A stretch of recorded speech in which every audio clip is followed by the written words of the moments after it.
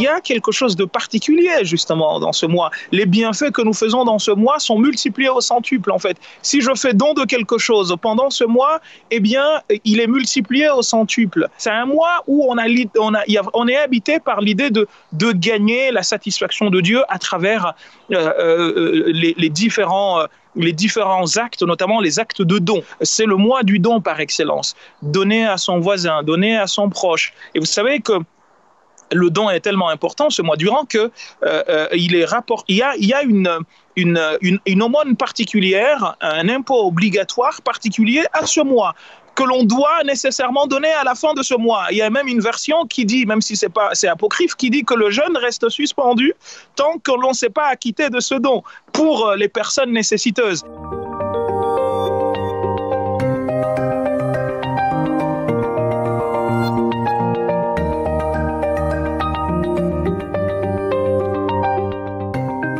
C'est surtout le mois de la méditation du Coran. C'est le mois dans lequel le Coran a été révélé, notamment une nuit qui s'appelle la nuit de l'honneur, Laylatul Qadr en arabe, mais d'autres traditions prophétiques nous apprennent que les révélations célestes ont toutes eu lieu pendant ce mois. C'est une célébration de l'ensemble de la révélation avec un grand R pour, n'est-ce pas, se situer dans les religions monothéistes.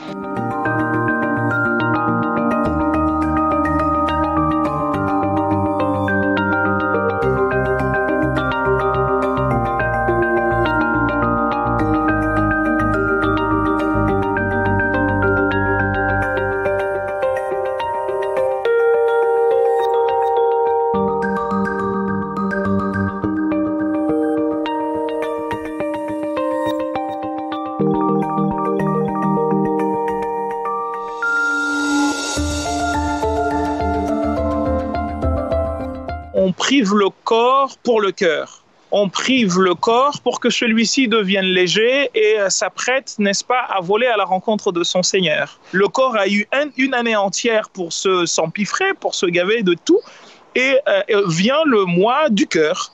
Et c'est un mois où ce qui compte, c'est d'abord la parole et la bonne parole, la méditation et la bonne méditation, prendre le temps, et c'est en cela que le confinement que nous vivons peut être une aubaine pour le jeune. Il nous est demandé non seulement de prendre sur soi physiquement, mais aussi psychologiquement. C'est un mois pendant lequel il nous est dit de ne pas répondre à la provocation davantage qu'ailleurs. Je me maîtrise en fait, je jeûne, donc je me self-control, si vous me permettez ce néologisme. À tout point de vue, non, c'est pas seulement vis-à-vis de la nourriture, mais j'ai aussi vis-à-vis de toute provocation externe, donc pas de grossièreté en effet, pas de médisance, pas de calomnie.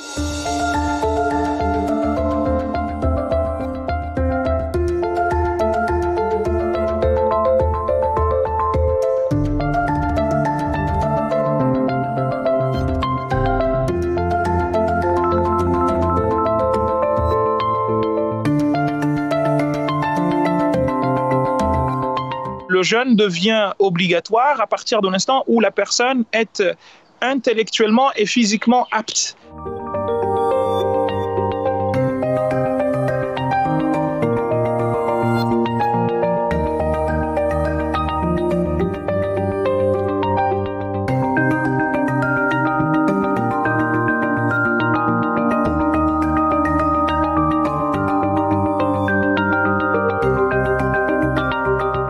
Nous avons aussi des personnes qui comme le médecin, aujourd'hui, nos médecins, nos infirmières, nos aides-soignantes, qui font face à cette catastrophe, c'est nos héros de maintenant, et qui, par exemple, au quotidien, ont besoin de pouvoir tenir ce rythme, eh bien, il leur est permis, parce que c'est leur métier, parce qu'ils en vivent, il leur est permis de ne pas jeûner pour rattraper d'autres fois, n'est-ce pas, à d'autres occasions. Dès lors que je jeûne et qu'à un moment donné de la journée, je me retrouve à deux doigts de tomber dans les pommes, eh bien, j'arrête et je rattraperai une autre fois, parce que la vie l'emporte sur tout.